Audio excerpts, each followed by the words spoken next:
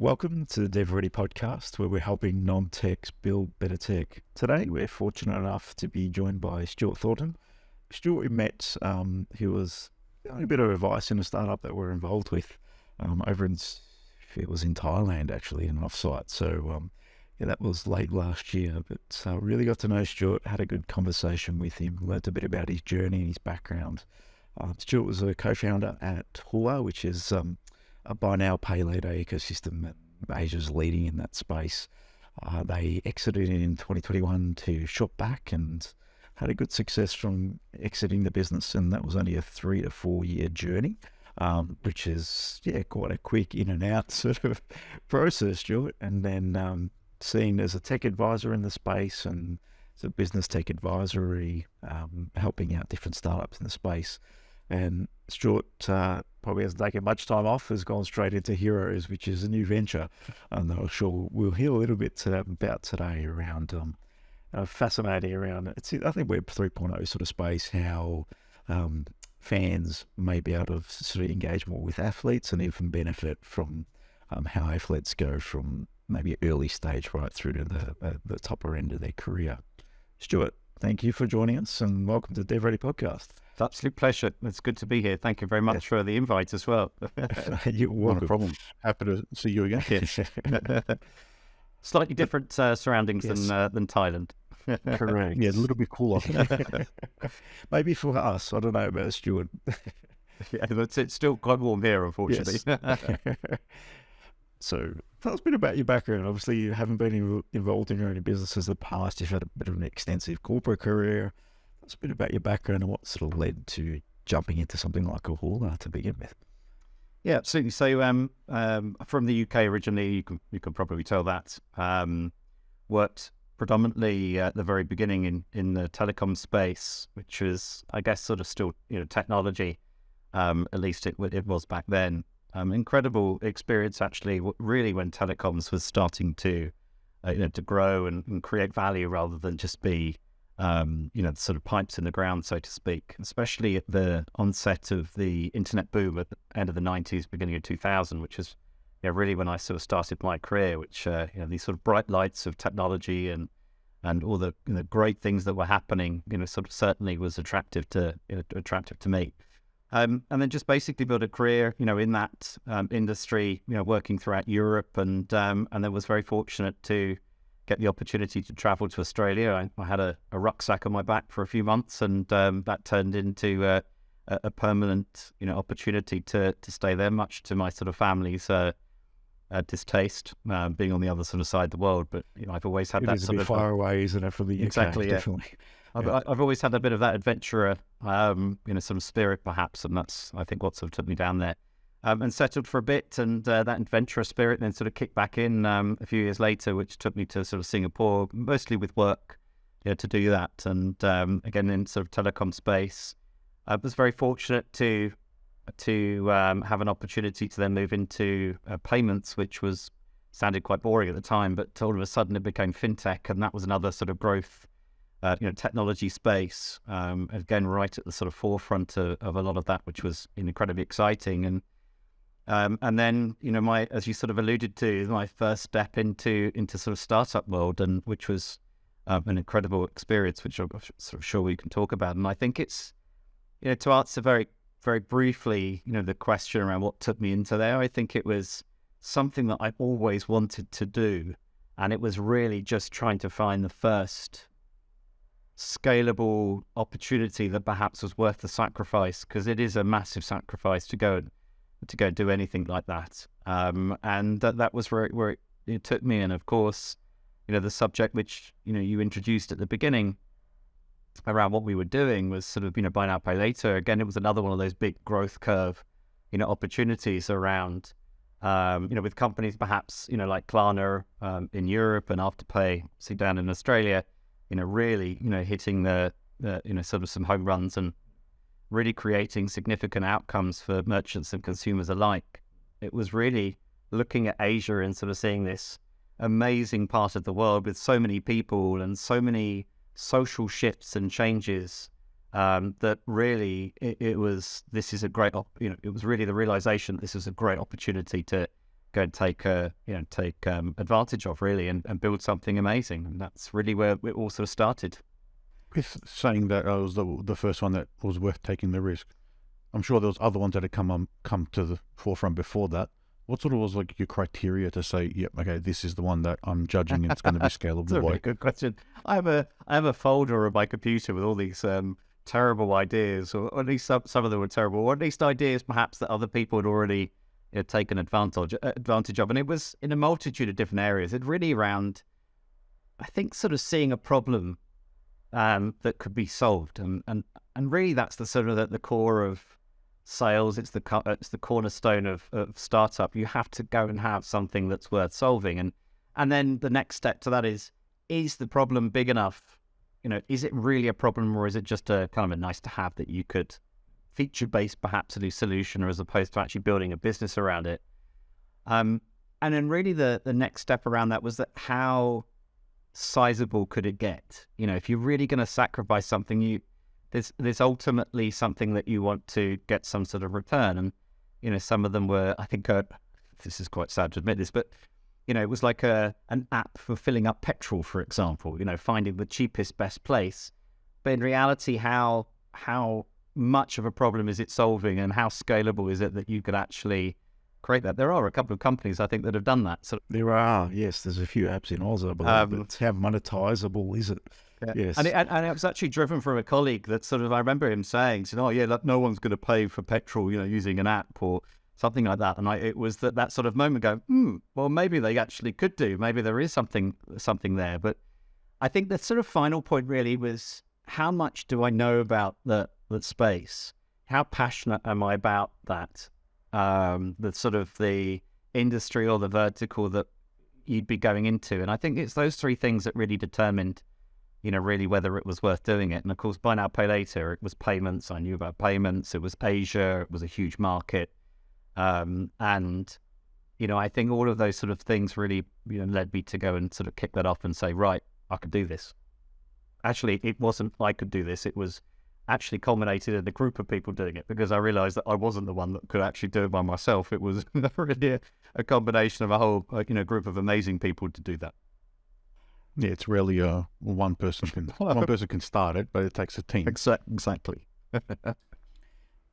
I think passion's important, right? So there's obviously going to be challenges along the journey, no matter what the opportunity is.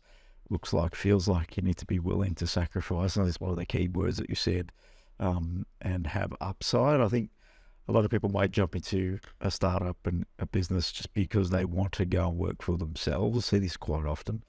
But realistically, they're just looking at an opportunity to go out on their own and not really considering what the upside might look like, what the opportunity really is, and how big it could be.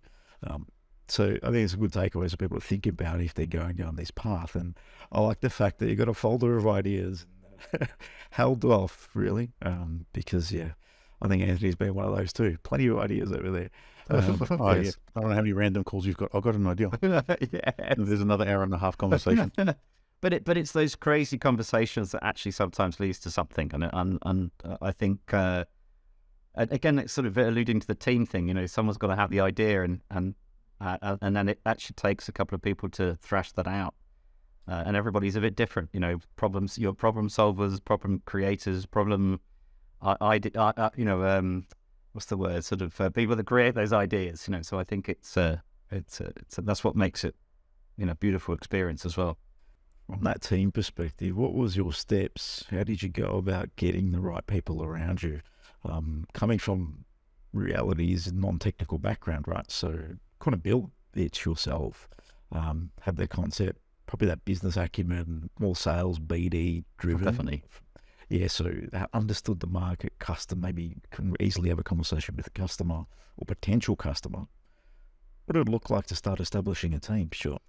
Yeah, I mean, you've hit the nail on the head, really. I mean, I'm definitely, and if there was more than me sitting here at the moment, there'd be a lot of laughs and giggles at the moment around the ability that I have or lack of with technology itself. So it was really important to go and, build that around. But, my career has always been around sort of the commercial aspects. But it was interesting, when you sort of start to think strategically around what you're trying to achieve. You're thinking about the problem, and then you start to break it down into, okay, we need to go and do this, or we need to go and do that. And then you need to go, okay, I'm not good at this. This is not my forte by any stretch of the imagination. What's the kind of person that I need? And so this is not necessarily a specific path, but it kind of unfolded in this way that you'd go, right, let me go and ask a few people. Do you know this? Do you know someone that knows this? What's the kind of person I need? And ultimately, it was that sort of process that started to create, some value. And sometimes you find someone and, they're great for a sort of certain period of time, and then actually someone else comes along and they're a good fit as well. And it really is around a realization that you need to have those best fit people at particular times on that sort of journey. And we were very fortunate. Again, it's one of the things I like doing is very much around, sort of the networking. You share. The more you share, the more doors you open, the more conversations you have, the more people you're connected to.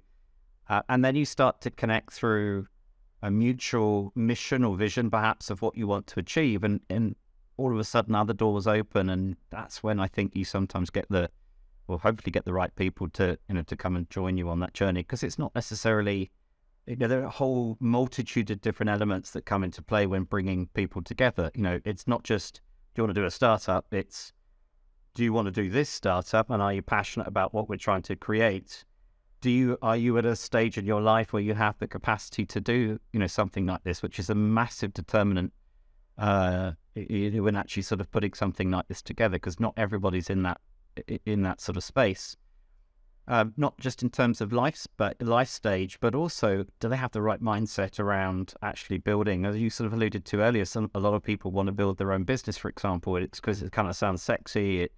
I want to have my own, control of my own destiny, and which are all fantastic things, and I completely agree with those. But not everybody's actually the right fit for that. There are some people that just think that it's good, but actually, when push comes to shove, this is not really for them at all. It can get a little bit hard in any business. It is. And I think, but I feel like some people give up a little bit too quickly too. That's what I've noticed. Like some people that have a concept and an interesting idea, and as soon as one, I won't name the name, but some really good concept, really good idea, really good people, and then one of the co-founders was probably in a position where that stage in life didn't work for them, and the other co-founder didn't do that work up front, and that sort of threw them, and then all of a sudden collapses. Stopped. Yeah. I think that's really important to know who you're getting into business with, because conceptually, good concept, they got accepted into some really good accelerators, but it just sort of fell away as soon as that sort of that pin got pulled. It's interesting you say that. We spent a bit of time at the beginning trying to make sure, this is a bit of the corporate experience coming into play as well, just trying to make sure that we were aligned in terms of what we wanted to achieve. This is sort of methodology, I forget who wrote it now, but the 5 dysfunctions of a team.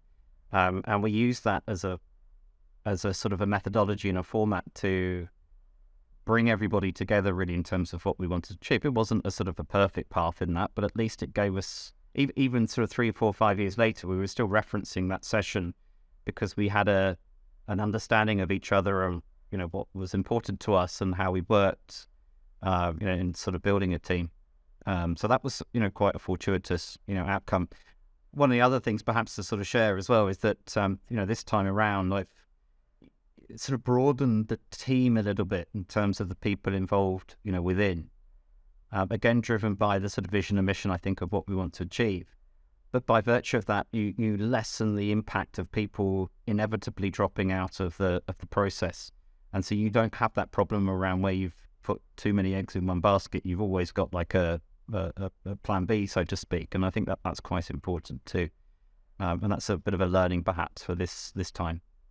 Going back to hoolah, team, we've got some people around us, we have good vision, good insight into really early days, rather than just getting some people that may want to be involved in something, going a bit more strategic and thinking about that and going through I think you mentioned that 5 dysfunctions of a team, putting some structure and thought behind who you bring on. I think it's quite important because, you can just suck anyone in at early days and they might be the completely wrong fit if it's not done in a bit of a regimented manner. So really good insight there. When you went through the process, this was a team, and then how did you go about from a business sales perspective? What did you do? Did you sell a product before you had it? Did you build something, or was it really conceptual? What was your strategy there? God, I'd like to say that was a structured approach, but I'd be lying. Love it. I mean, there was a structure to it. Like we had, I remember one of the first things we did, we spent quite a long time because we were all in sort of, sort of somewhat going for employment, but it was really putting a business plan together. I certainly haven't done this the same way this time, but the business plan was like a 90-page document outlining everything that we wanted to do. And to be honest, it was crazy doing it, but it did actually help to consolidate the thinking around, the sort of future direction and the path and the model and all the other bits and pieces. And so actually, that was probably the right start at that point, although we ended up, sort of one of those classic, sort of sits in the bottom drawer in your desk kind of thing, or at least the digital version of that. But it did sort of consolidate the thoughts. And really from there, it was, okay, we now know what we think we need to build and what's the best path based on some of the deeper problems that we'd sort of learned. So for example, data for consumers is, almost completely missing across the Asia marketplace, in comparison with Europe, where you have a lot more tangible data that you can easily access around, sort of risk, for example.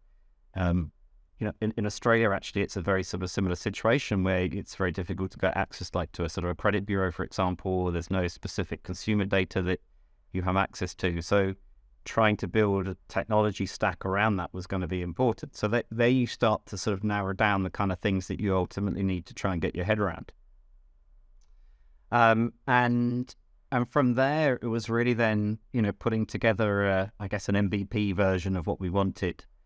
So that was sort of more on the technology side. And then we also needed to then sort of prove, I guess, what we were going to build was going to be of interest to people. And so we got somewhat fortuitously our first merchant, for example, that was willing to, but they literally gave us the keys to their website. It was a small company, but by doing that, it gave us the ability to play, with that. And then ultimately sort of build the MVP, which we used, some partners to do that at the sort of early stage, which gave us sort of something that we could take to market for an MVP launch. And that was really where we started to get some subtraction, and with traction ultimately gave us the ability to go and talk to more merchants. The merchant engagement model was interesting in that you typically fell into 3 buckets, and you see this always. One, you've got the early adopters that go, yeah, absolutely. Into that, technology is the way forward. Let me join you whenever you're ready. To the ones that would say, well, let me see what it's like first, when you're live, and then, sort of then I'll come on board. And then you've got the 3, no, it's, way too early, don't believe in it. But ultimately, that, or at least now we know that was always going to be the case. And as you start to build momentum, you get data points, proof points, technically part of the sales engagement of, the feature benefit proof. You then go back to those guys and they start sort of actually coming, in line and joining the platform. Yeah, with a bit more data and backing, right? So correct. I love the fact that you got access to a website and actually built. How did you manage that, Stu? Because that must have been a nice little conversation. Were you just really early adopted, happy to give it a go? Was it a relationship?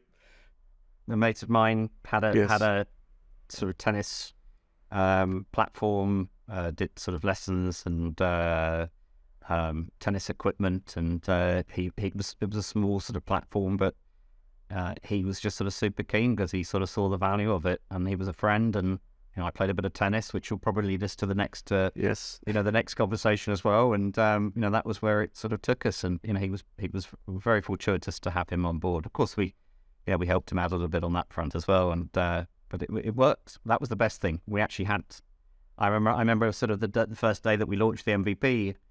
There's a rather sort of amusing anecdotal story where, he called me up on a Sunday afternoon. I think we'd gone live on the Saturday, and we were actually at one of the guy's house doing some work in the afternoon, and the guy rang me up and said, "Oh, are you doing some testing?" I said, "Well, I'm certainly not doing testing because I'm not allowed anywhere near it." But Right away. Exactly. I chatted to the other guys. They said, "No, we're not doing any testing." And I went, "Oh, crikey! We've actually got the transaction. Our very first transaction. It actually did what it said. That's exactly what you want to hear. Which was what we wanted to hear, and that really helped us to sort of get on that journey to then sort of proving to investors that it was worthwhile. And of course, you've got some good reference points and proof points around companies like Afterpay, and that was really the start of the journey. I think it's a good learning for people to think about is who might they work with early days, because generally it's our network, it's our people we're associated with. There's a trust factor there, right? When you think about it, it's much easier with the trust factor. That sort of, yes, I trust Stuart, I've known Stuart before, I'm happy to give it a go. Yes, this makes some sense, let's try it. So it can be very hard when you go outside the network.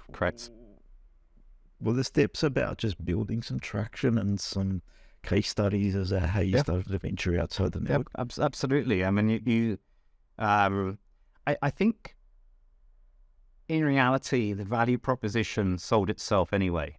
And that was one of the reasons why we did it in the first place. Like when I was working in the sort of payment space, merchants would come along and go, "Listen, we need something to help us to increase conversion and sales." And this was a solution that ultimately did that. So the gap was probably more so just the proof points. And the more proof points we got, obviously we used some of the success of the model to start with, and we were lucky because we had that at least outside of the Asia region. But the more that we got our own then off the back of that from those early adopters, the more that we were able to actually sort of go outside of that network and sell it as a proper solution. And it, as I said, it somewhat sold itself. It was really coming down to the scale and size and that sort of trust element. There was and some other bigger companies, when you start getting into those, the enterprise sale gets longer, harder. There's more people to engage. There's more trust to build. When you're a tiny little startup, it's going to be very hard to do that. But ultimately, over time, we got those accounts on board, and it was just a matter of time rather than a matter of if. Is those enterprise customers like that B2B cycle, is that something that you're sort of expecting to take that long?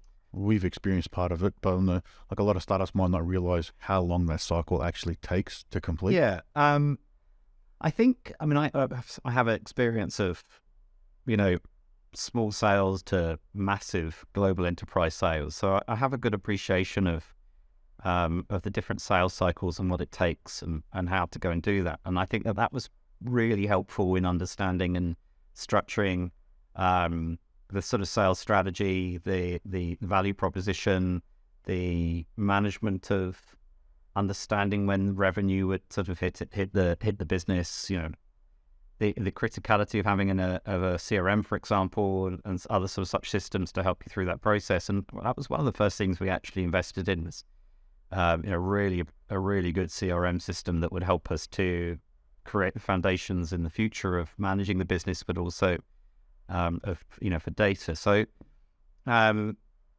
think that was something that we could the experience brought to the table around that. So we knew that was probably going to be the case as we went through. The irony is that what I think we probably realized, especially in the sort of retail space, which of course we were operating in, the speed of which we were able to sign up some of the smaller and medium-sized companies was much quicker than I thought. And that was really impressive. I mean, within the first, I think it was sort of 12, 18 months, we'd already done sort of 1,000 merchants or something like that. And, of course, that's considerable. It was quite significant. Because number. I think the quickest, and this is really going back to the memories now, but the memory bank, but I think the quickest sale was about 10 minutes. We literally, we sold them, signed the contract, on the phone, and because we'd automated as much as we could, to do that. And it was a Shopify account. You press a button, it's live. That was almost as quickly. That was probably the quickest one I think that we were able to achieve.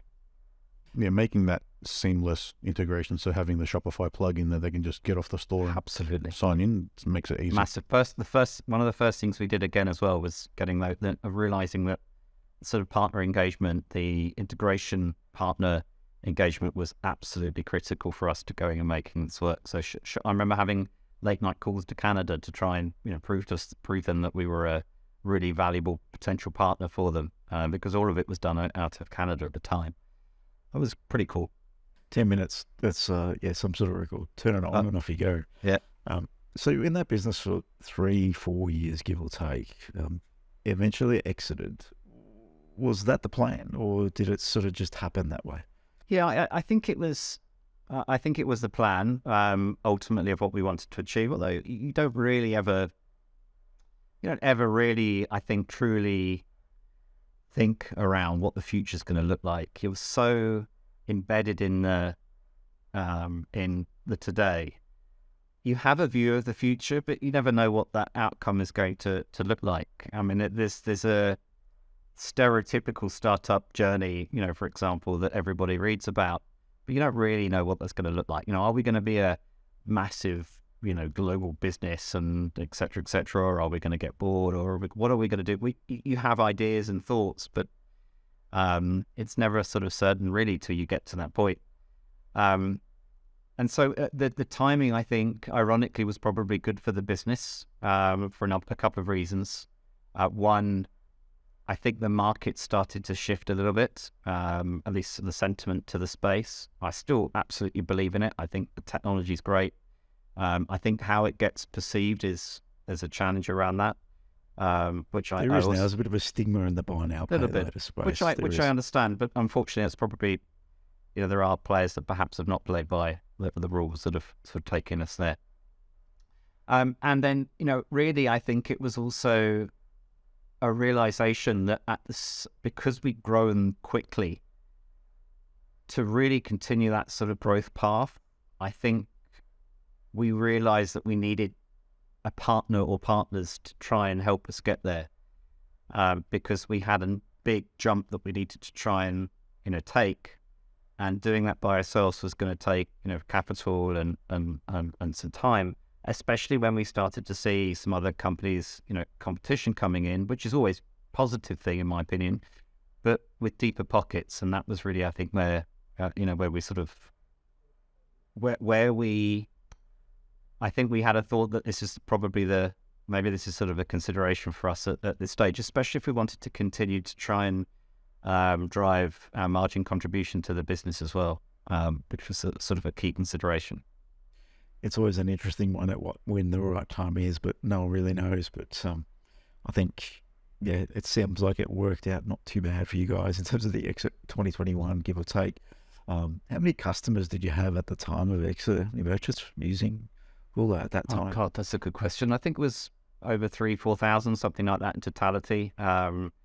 We were in Singapore, Malaysia, Hong Kong, about to go live in Thailand, and we had a lot of the foundations in place for the Philippines, which we never quite delivered that. But it was a pretty exciting journey on that sizable regard. Business. In terms of, I don't know if you can talk about that, sort of transactions per month, per annum. Well, how big was this business?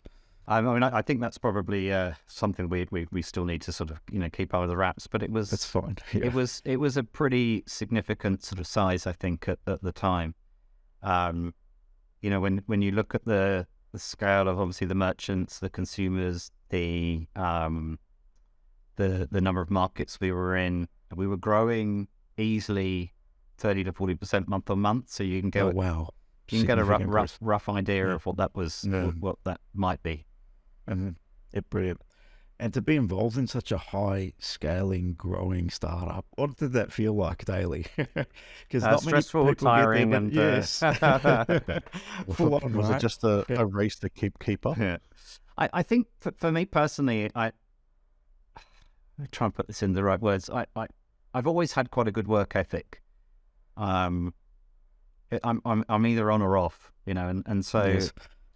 when that's the case, I will go all out and I will work until I have nothing else to do. That's never the case because you've always got something to do. But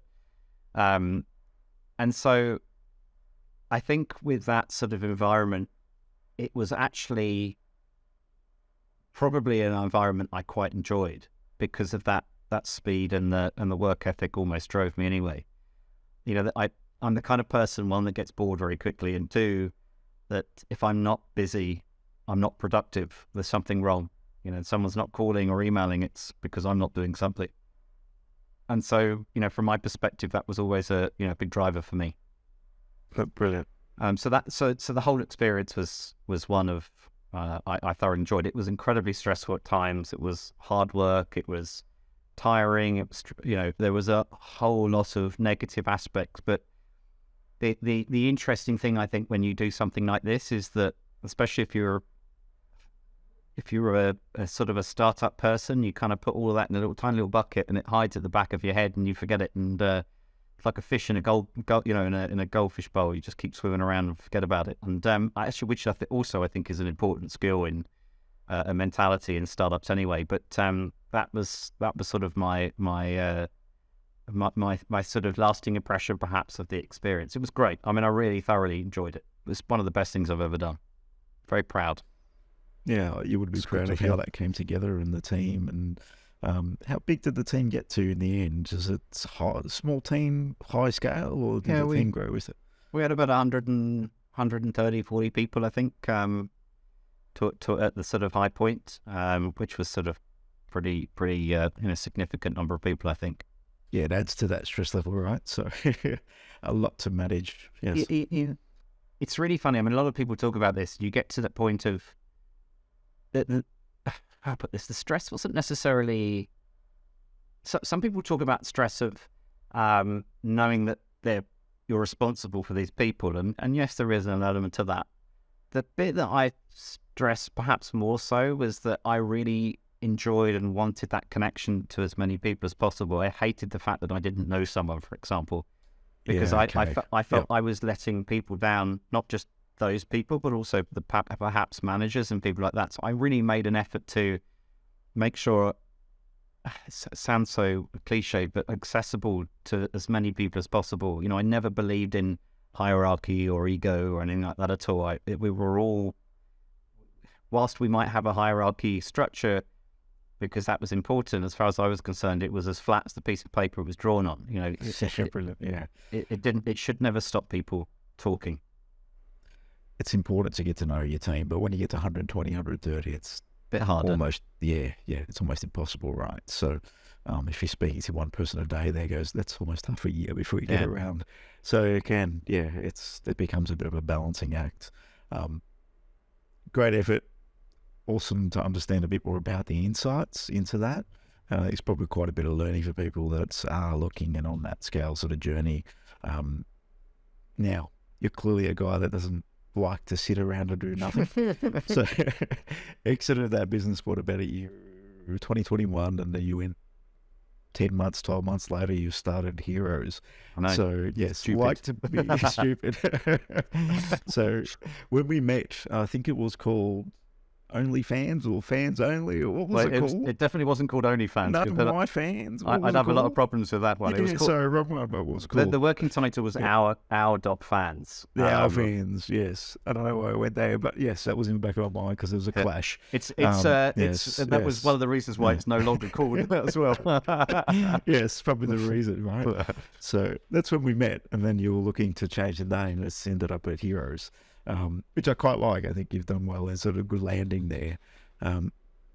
Give us a bit of a quick dive into that in terms of what you're trying to achieve, where it sort of came from, and where you're at. Yeah, so I alluded to tennis playing. I was not necessarily the subject of matter of the pain point as much as I would have loved to have that to been the case. I was never quite good enough to go anywhere near, sort of making it in a career out of it. But I knew people that did, and ultimately there was one guy that I reconnected with, and it was quite a sad story, really, that he'd been let down somewhat by the system, by sort of government sports sponsorship, sponsorship from external parties, and he came from, perhaps a slightly less privileged background, and ultimately seeing him 30 years having to make ends meet was quite a sad story. And it sort of planted a seed that when I started to look around, I could see that 30 years later, despite the fact that sport is a $1.3 trillion industry with all the different components within it, that hasn't changed an iota. You've still got people, sort of selling houses and, family members to try and, get to sports tournaments and events, and it's just not good enough in this sort of day and age. And ultimately, I saw again a problem to be solved. It was a significant size market. You're looking at a $1.3 trillion industry with, arguably 100 million athletes at different stages of their career trying to make or have the intention of making a career out of sports. You've got 8,000 sports around the world. You've got 4.5 billion sports fans. To me, that's a significant size market to go and, solve a problem.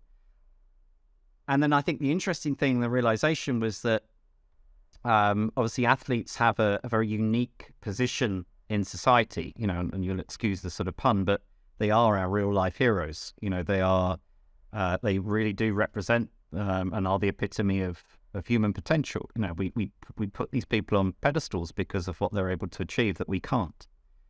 And I think that realization around the value that they hold and the disconnect between that value and their ability to earn money, to ultimately reach the potential, but also maximize the potential, because, you have obviously a whole lot of people that are on that path that struggle, but you also have people like, Ronaldo. I know this sounds silly to go and bring him up perhaps in the same conversation, but Ronaldo, went to Saudi Arabia to play football. He didn't do it for the football. He went there for the $170 million or whatever it was that he's paid. And the irony of that situation is that 170 million is a drop in the ocean in comparison to what other people would have earned from him. And so the reality is that it doesn't matter where you sit on the spectrum of athlete, there is a potential to go and maximize, that potential from an earning perspective and a consistent earning perspective. So we looked at a few different options around how to sort of solve this, whether it was, more the crowdfunding altruism to the sort of investment and return. But what we settled on really was a model that connects those fans, to their athletes, but ultimately brings together the best of that human behavior that I sort of alluded to, but data and technology ultimately to go and sort of solve this. And so the Heroes platform and the sort of sales pitch line is, we're a membership club platform that connects athletes to fans, or enables athletes and fans to connect, inspire, and invest in each other. So that's really the sort of crux of what we're doing. And the inspiration is this $4 billion business over in the States called Patreon, which is effectively something very similar, but even in the the creator industry, whether you're in sort the of creative space, sort of a musician or an artist or a poet or something like that.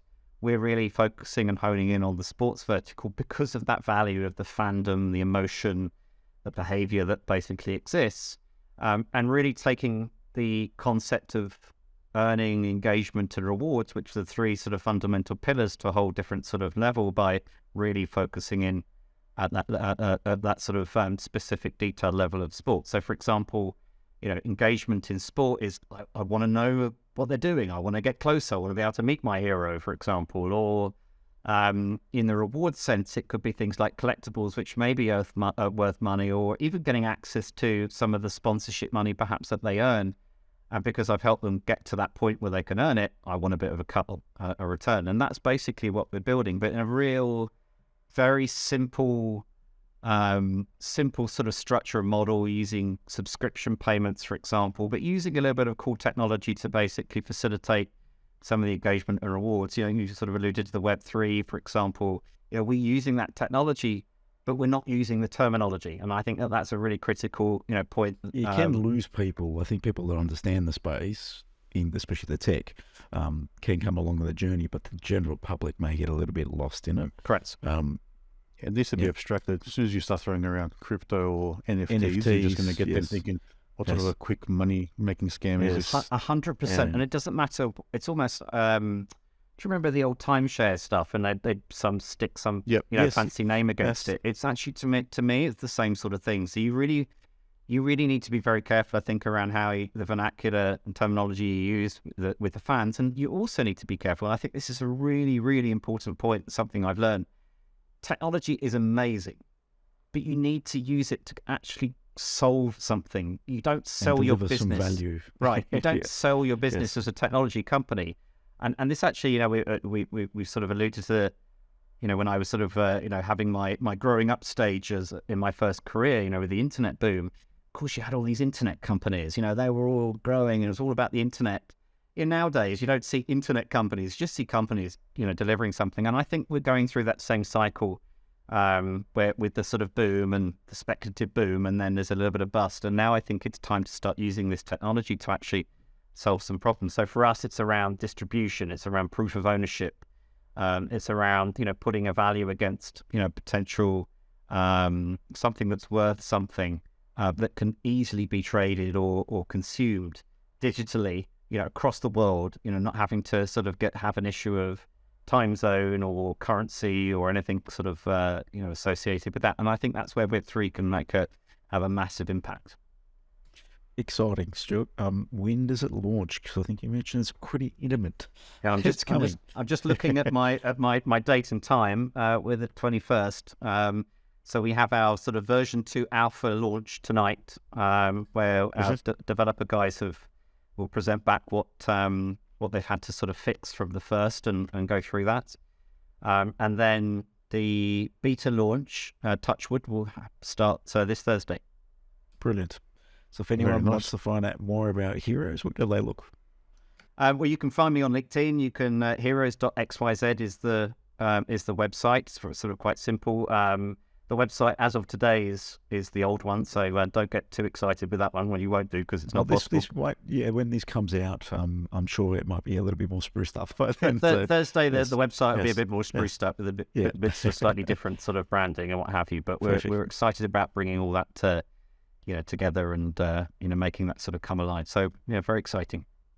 It's always an exciting time when something launches, or at least at a beta stage, just getting it out to market, getting that initial feedback. Exactly. And iterating and evolving product. That's where it all starts. And the journey really begins. Absolutely. I was sort of laughing the other day with the guys in the team. I said, I met a friend of mine and his son apparently loves basketball. One of the first guys we've got is this really cool basketballer from the Philippines, arguably the top player in the Philippines league. And he said, oh, well, I'll definitely go and subscribe. So at least we know we've got one paying customer. So I'm not sure that's going to lead to our next funding round, but at least we've got someone to come onto the platform. Classic, Stuart. Oh, it's a good start. Oh, yeah. Thank you for joining us on the DevReady podcast. I think maybe let's do another reset at 2, 3, 6 months when things settle down on the Heroes. Sure. I'd love to hear more about how that's tracking, and really appreciate you coming on and sharing. No, absolute pleasure. It's lovely to chat with you. And your background, Stuart. Appreciate it, mate. So thank you for the invite. It's lovely to chat to you. Very, very. Thanks for having us. Great sort of podcast. Thank you. Thanks, Stuart. Thank you.